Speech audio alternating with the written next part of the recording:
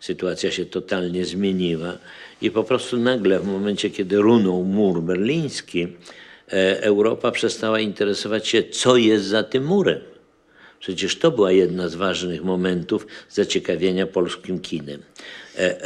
Polska była krajem, który miał najwięcej swobody. W związku z tym nasze filmy opowiadały o rzeczach, które w innych kinematografiach socjalistycznych, a już w radzieckiej najmniej, w ogóle nie mogły istnieć. A świat wtedy był podzielony na zimna wojna. I ta zimna wojna nie była tylko trikiem propagandowym z jednej i z drugiej strony, z radzieckiej i z amerykańskiej, tylko była rzeczywistością.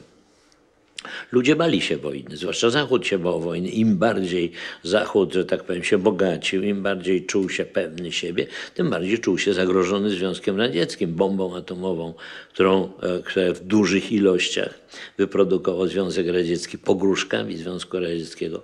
W związku z tym Francja, Anglia, Niemcy, zwłaszcza Niemcy, interesowały się, a co jest za tym murem? Kto tam mieszka, co oni myślą, czego oni chcą. I nasze filmy właśnie o tym mówiły. To było powodem, że nasze filmy, przechodząc na drugą stronę berlińskiego muru, budziły zainteresowanie wszystkich. Wszyscy chcieli zobaczyć, człowiek z marmuru, aha, to oni mają jakieś porachunki z partią, jak to jest.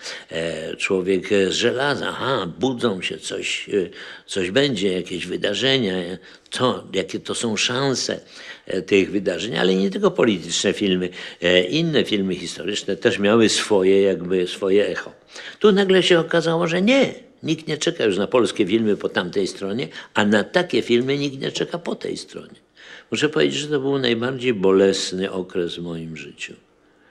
I jeszcze raz spróbowałem spotkać się z widownią. No jeżeli w kinie jest młoda widownia, trzeba zrobić taki film, który by trafił do tej młodej widowni. Jaka to jest młoda widownia? No, bardzo szybko Polska